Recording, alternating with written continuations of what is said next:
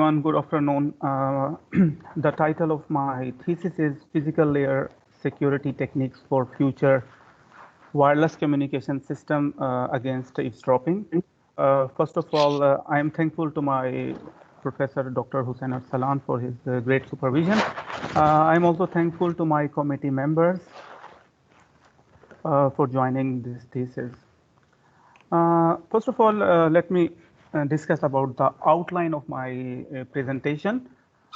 First of all, I will talk about introduction and motivation for security. Afterwards, I will discuss physical layer security techniques, a quick overview. And then first group of techniques where I will discuss physical layer key generation techniques. I will present 3 techniques. In the next phase, I will discuss another 3 techniques for OFDM and OFDM index modulation. Afterwards, I will present security framework that we propose for future wireless communication. Then there is a work on physical layer authentication for cognitive radio. And finally, I will conclude my presentation. Having said that, as we know that there are a lot of interesting applications for wireless communication, such as smart cities, smart mobility, smart parking, e-health, and enormous amount of data is transmitted over the wireless medium. However, due to the broadcast nature of wireless media, it is vulnerable to several security threats. For example, let's see. The popular security threats in wireless communication include eavesdropping, spoofing, and jamming attacks. In case of eavesdropping, an illegitimate node can hear the communication. It's violating the confidentiality and privacy. Spoofer can control the communication between parties, can modify the message, and can cause destructive results. Similarly, jammer can also degrade the performance. In our work, we are focusing mainly on eavesdropper. It is one of the main problems because if someone illegitimate node can hear the communication, it can launch intelligent spoofing and jamming attack. Going into detail of eavesdropping, in the literature, in order to secure communication from eavesdropper, the current conventional solution is based on cryptography-based approaches. However, if we see the future wireless network, the heterogeneous nature of wireless network, the key management, maintenance, and sharing is quite challenging. Moreover, if you see the actuator and sensor devices of IoT, due to their processing limited and power limited characteristic, we cannot implement complex cryptography-based approaches. In order to solve this problem, physical layer security techniques is a promising technique. In physical layer security technique, basically, we are exploiting the random characteristics of wireless channel to provide security. We are using noise, interference, fading, diversity to make sure that illegitimate node cannot decode the data while legitimate node can decode the data. So physical layer security technique can solve many problems faced by cryptography, such as sharing and latency issues. First of all, let's go to the popular types of physical layer security techniques in the literature. As I explained earlier, in physical layer security techniques, you can extract you are using the wireless channel between the communicating node. The first branch of physical layer security technique is based on secret key generation from wireless channel. Here you can, there are 2 popular property. One is that the channel between any 2 nodes from at least from 2 communicating node is similar based on channel reciprocity. And the other assumption is that if 2 nodes are half wavelength apart, they will observe independent channel. So under these assumptions, you can extract key from wireless channel, and you can solve the key sharing issue. The second popular technique in physical layer security techniques is channel adaptation based techniques. In these techniques, what we do, we optimize, we adapt the transmission characteristics based on the characteristics of legitimate receiver, its location, its requirement, such as beamforming, such as directional modulation. Another hot topic, reconfigurable intelligent surface. You can use the channel adaptation based security techniques to provide security in this case. The third popular security technique is artificial noise-based technique, where you are adding an intentional interference signal in such a way that it will not hurt your communication, but it can degrade the performance of eavesdropper. Now, going to our based on our outline, let's first of all, I will present the first three work on key generation. As I explained, we have in the key generation we have Alice and Bob. They want to generate the key, and there is an eavesdropper. He's passive. He's trying to listen the communication, and we assume two properties, as I explained, channel reciprocity and spatial decorrelation. Channel reciprocity ensured that the channel between Alice and Bob and Alice is similar, while spatial decorrelation ensured that they are observing independent channel. The first work is for key generation in MIMO. In the second work, we propose a new dimension in key generation. And the third work is a key generation based approach for cooperative communication. In the first work, the basic system model consists of a multi-antenna transmitter and multi-antenna receiver in the presence of a passive eavesdropper. Basically, this algorithm is based on channel quantization using singular value decomposition theorem for reciprocal MIMO channel. In the first step, Alice and Bob share the pilot to estimate the channel. Afterwards, from the channel matrix, they will find the matrices for the magnitude and phase. After that, they will decompose the channel matrices by SVD theorem or alternate SVD theorem. Then for each matrices, they take the mean and compare each element of the matrices with the mean. And if it is greater than the mean, you will assign it 1, otherwise 0. In this way, you will get the binary sequence. Afterward, we are suggesting it to convert it into phases so that if you apply key at the symbol level, it is more difficult for an eavesdropper to attack the algorithm.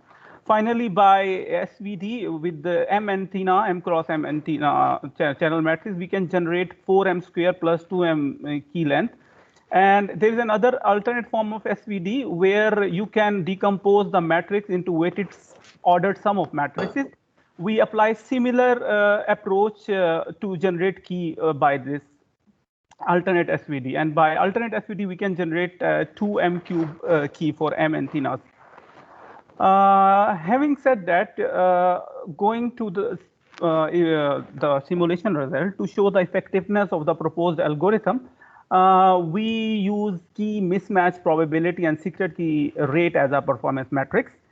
Key mismatch probability is the mismatch between the key generated at the Alice and Bob.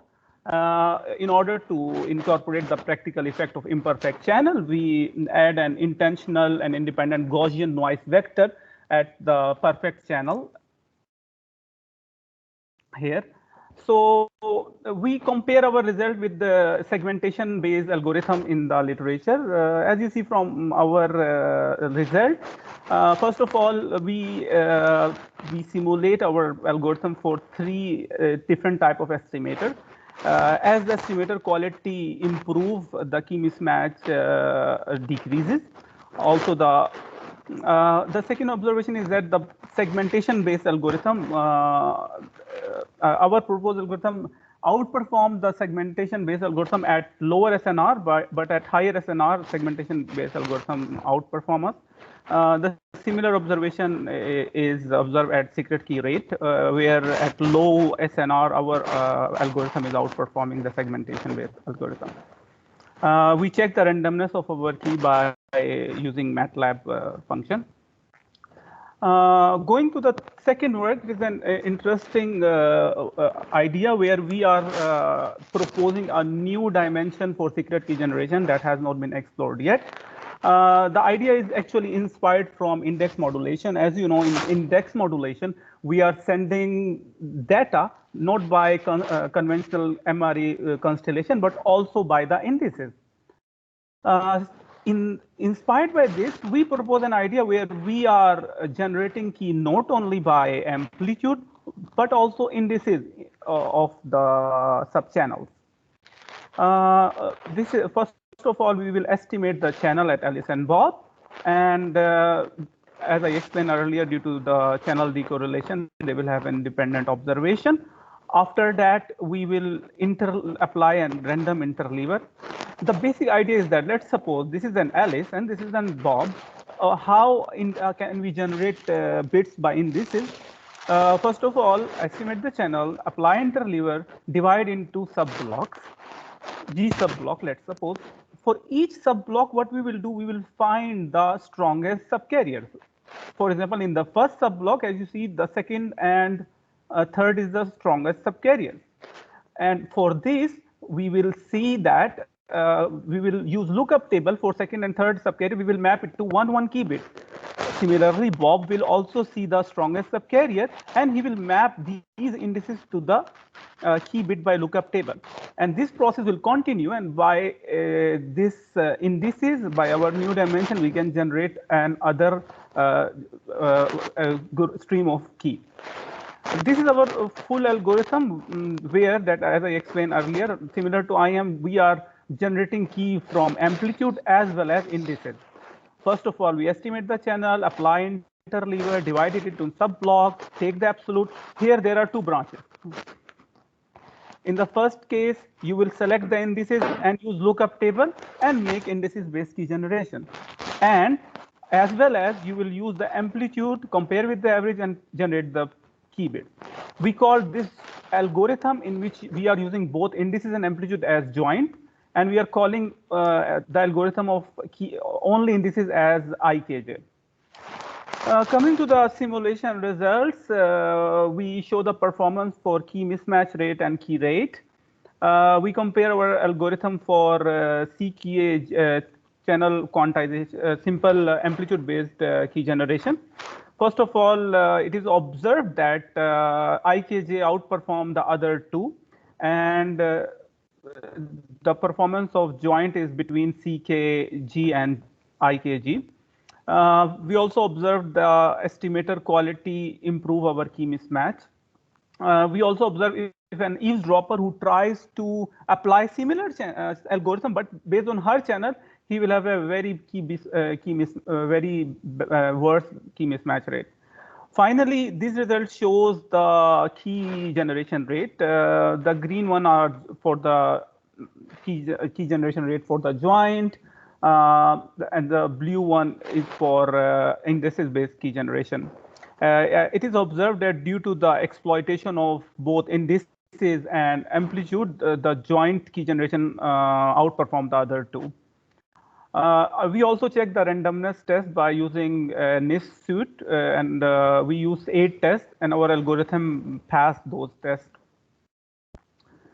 Going to the third work, cooperative communication, a promising technology where, as you know, a relay can provide an alternate path.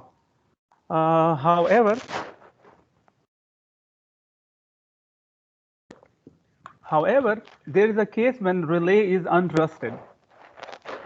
In this case, we want to provide security. We want to use a relay for reliability, but we want to make sure he will not listen to us. So our system model consists of a transmitter, receiver, and a relay. We are considering 2-hop half duplex relay-aided system.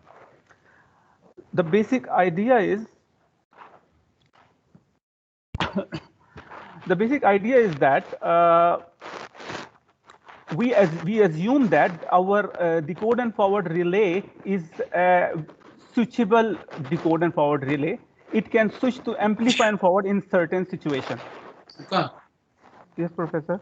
The noise is coming from your side. Are you moving your hand too much? Sorry, because of this wire, I think. So because it's annoying. Sorry. Okay, right. Thank you. Sorry, is it okay now? Yeah, but yeah, I think there is something that's picking up from the microphone. It looks like it's your mobility, your movement, of your hands. It's creating noise. Okay. No, I will not. Is it okay now? Yeah, go ahead. Okay. In this work, we propose an algorithm for cooperative communication. We have a decode and forward relay. Professor, sorry, I will change my.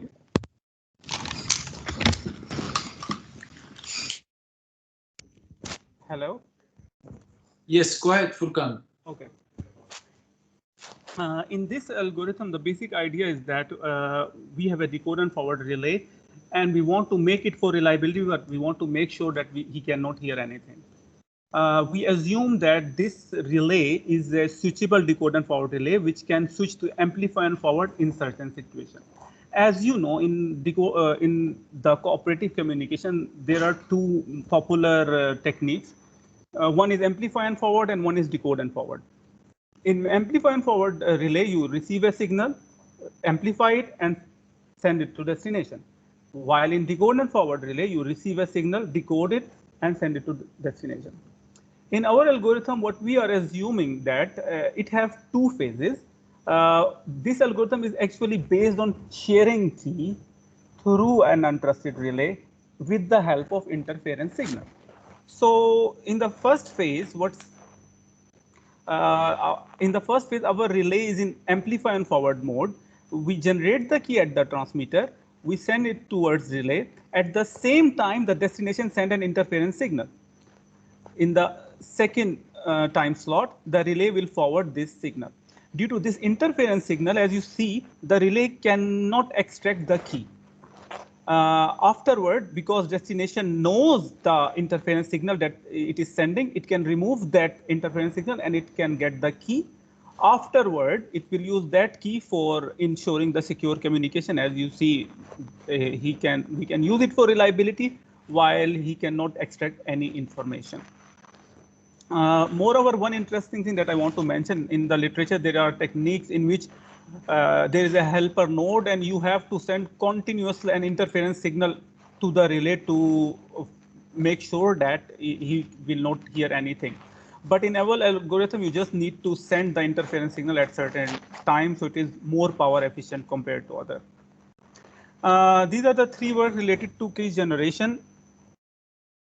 Now I will move to these three techniques that are based on channel adaptation. As I explained earlier, channel adaptation based technique, where we are adapting the communication based on legitimate channel.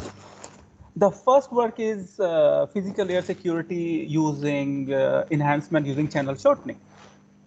As you know that in OFDM, to combat multipath fading effect, a cyclic prefix is added.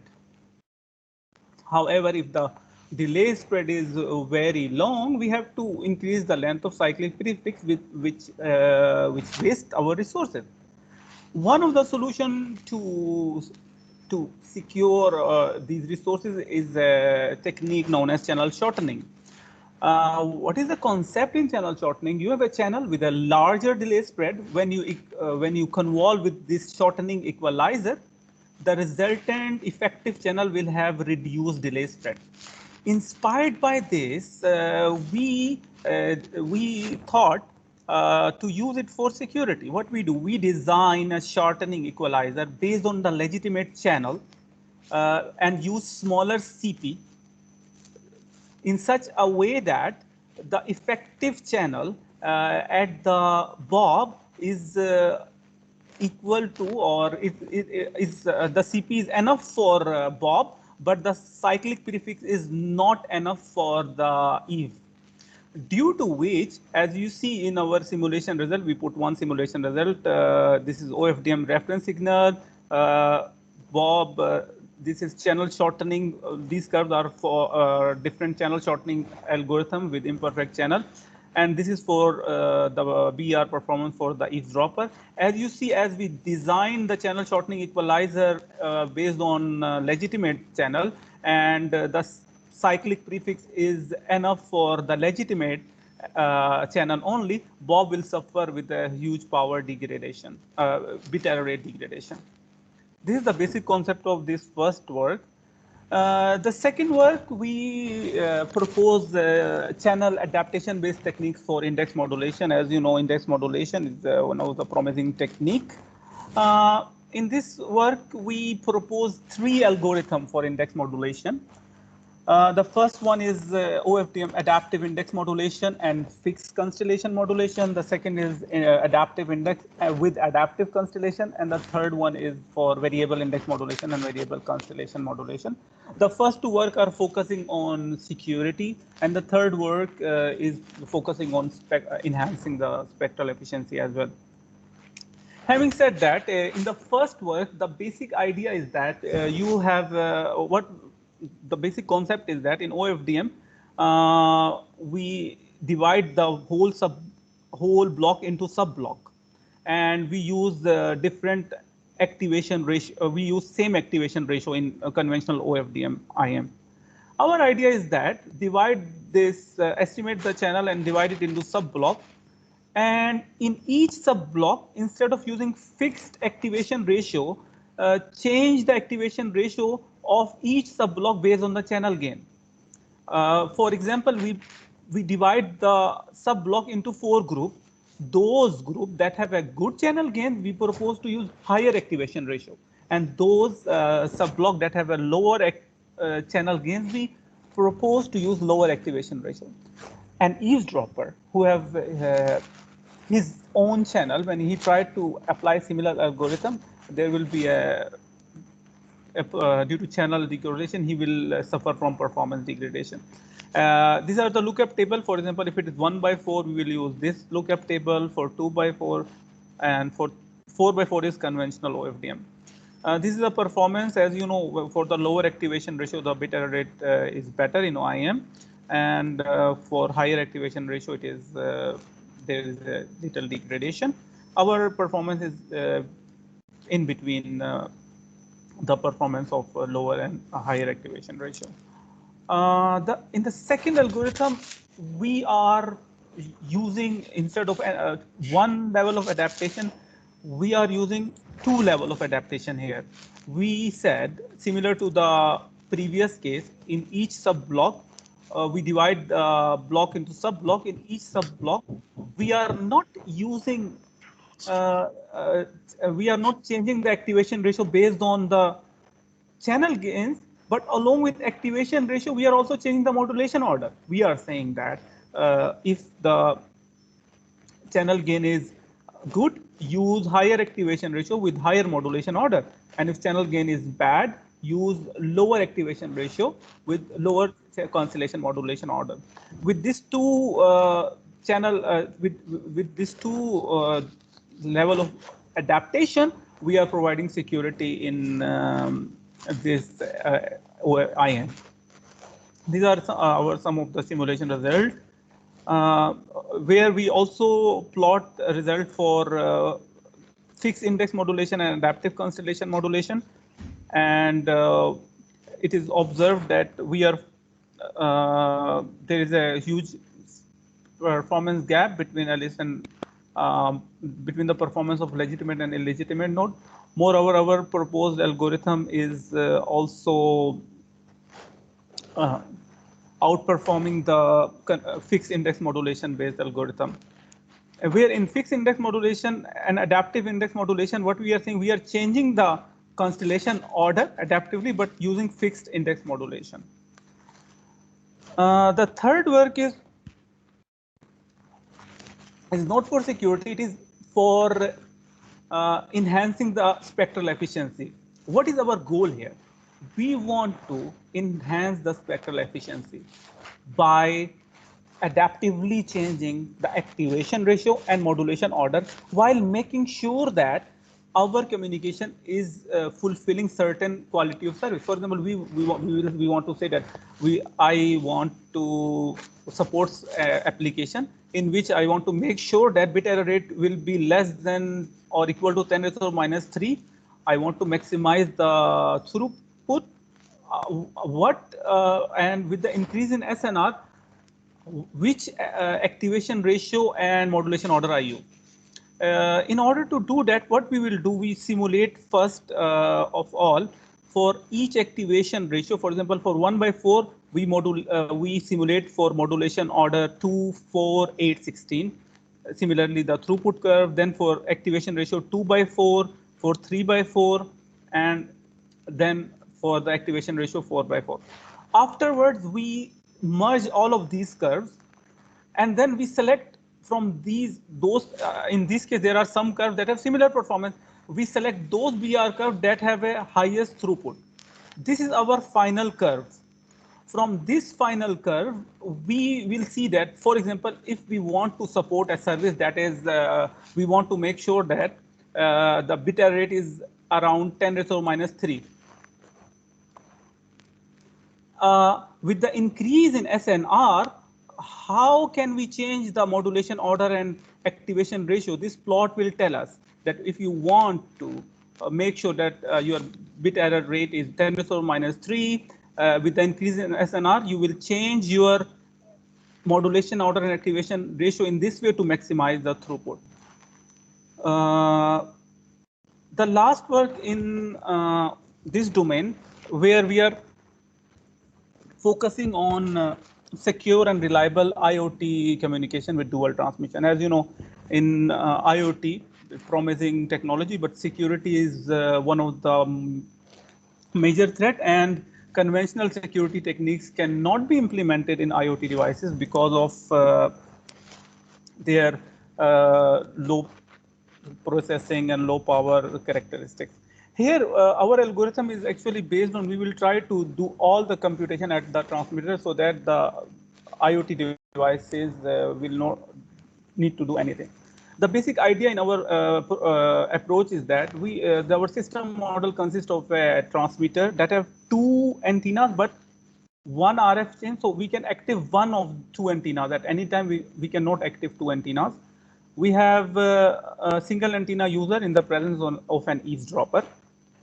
Now, the basic idea is that we will send our transmission in 2 rounds. In the first round, what we will do, we will superimpose the signal of user 1 and user 2 along with a specially designed precoder. Similarly, and send it through antenna 1. In the time slot 2, we will superimpose the user of signal of user 1 and user 2, multiply with another specially designed precoder and send it from another active antenna. When these 2 packets received by user 1 and user 2, our goal is that they will just add them and they will get their signal. We will design our precoder in such a way that it will remove the channel effect. It will provide security because we are designing this precoder based on the channel. It will provide security against external eavesdropper. It will provide security against internal eavesdropper. They cannot listen to each other. And it is also good for these processing limited devices. Having said that, in the simulation result, we compare our result with CISO dual, where we are sending 2 OFDM signal just for the purpose of comparison, because in our transmission we send 2 for every packet we are sending two packets. So we compare our result with CISO and CISO dual. It is observed that our algorithm can provide security against external and internal, where we represent E as an external eavesdropper and I as an internal eavesdropper. It is observed that there is a little degradation in our bit error rate compared to CISO dual due to the design of our precoder. Now, looking to the throughput curve, because we are sending 2 transmission for every signal, there is a throughput loss. But if you see jointly for user 1 and user 2, the throughput is similar to CISO, because in 2 slots, because we are superimposing the signal. So if we jointly consider them, the throughput is similar to the CISO case. Now, here we propose an interesting security framework. In the first slide, as I showed you that these are the popular security threats like spoofing, jamming, and eavesdropper. But there is an illegitimate node that can launch this attack together.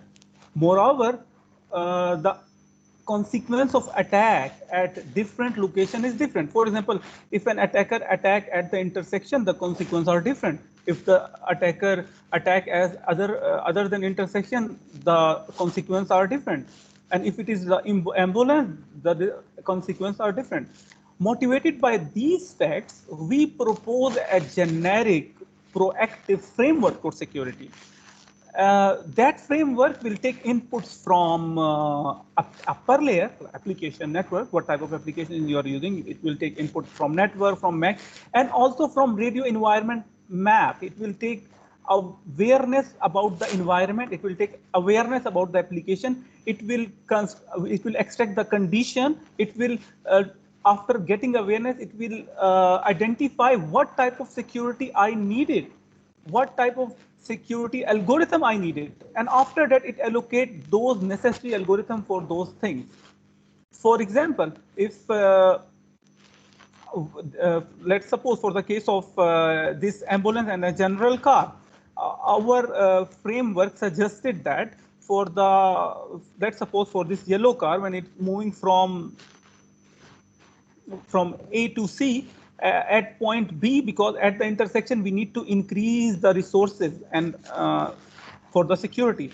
However, for the ambulance, based on the utility, our algorithm is suggesting to use more algorithm, more security, stronger security algorithm for ensuring the security. Moreover, our algorithm take input from location, what type of utility, for example, ambulance and general car, situation like day and night will also affect the security level. Urban, suburban environment also affect the security level. Taking all things into consideration, we can provide a proactive security for future wireless communication. Finally, this is the last project that I want to present.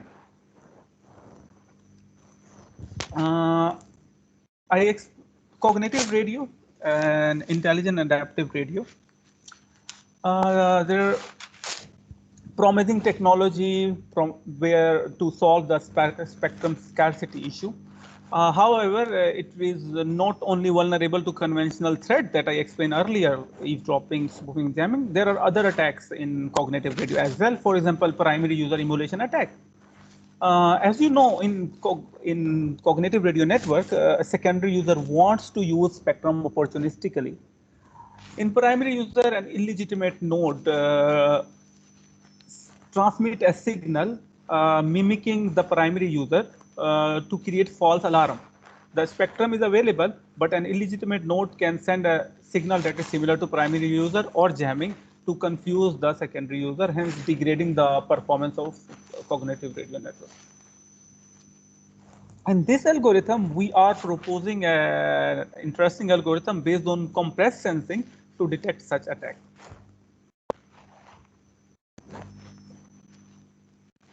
Our system model consists of a primary user, an illegitimate node that can launch primary emulation attack, where it will transmit signal similar to primary user, or a jammer where it can send any interference signal. And there is a secondary user. We want to differentiate about among the hypotheses, following hypothesis. There is no primary user, a primary user is present, an emulator is present, or a jammer is present. Our technique is based on sparse coding of the compressed receive signal. The basic idea here is that, first of all, a compressed version of received signal at the location is obtained. Afterward, the signal is reconstructed via sparse recovery. And the sparse recovery, for example, by using OMP, or it is an iterative process. And if we calculate the energy of residual in each iteration, I will show in the next slide.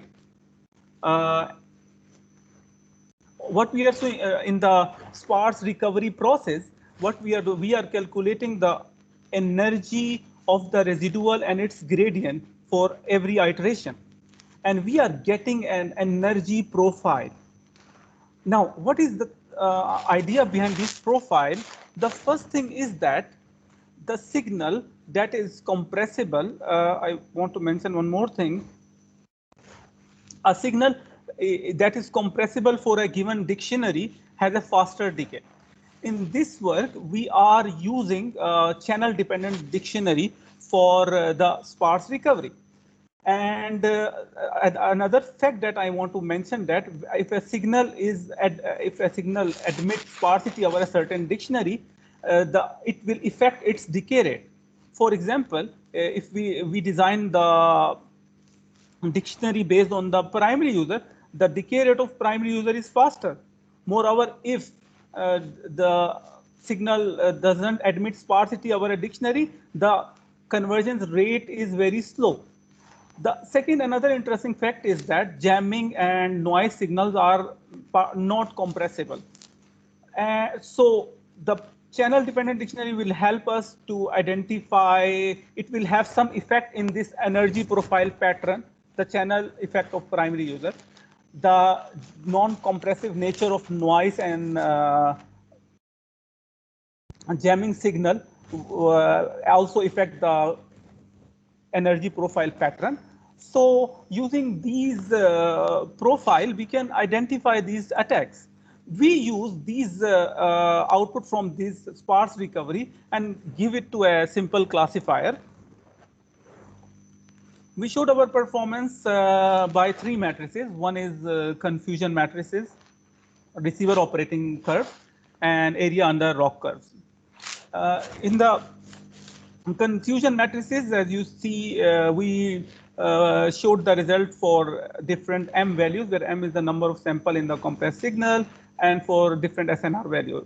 It is observed the left, these curves are for emulation attack, and the right curves are for the jamming. It is observed from the confusion matrix for both cases that for the high SNR and high AR value of M, the performance of the proposed algorithm is improved. Moreover, the ROC curve, we compare our algorithm with energy detection based algorithm. In ROC curves and ROC curve can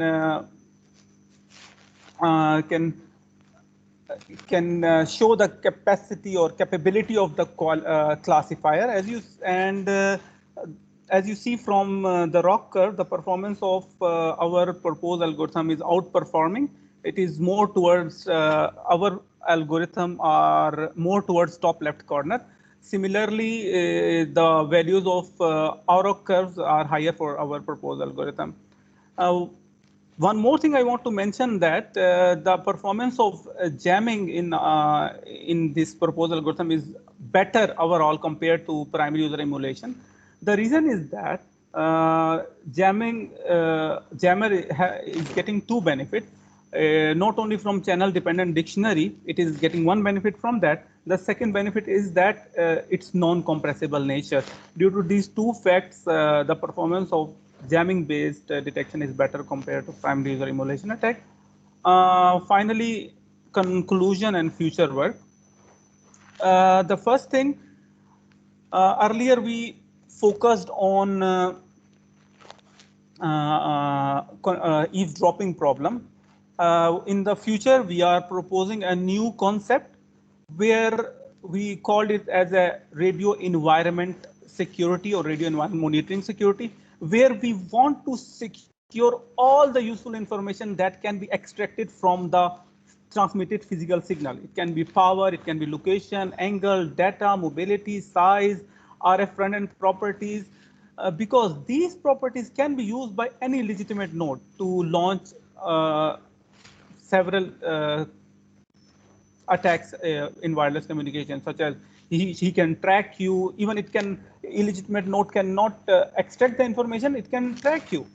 So our future vision is to provide security of all the physical layer characteristics that are attached to a signal.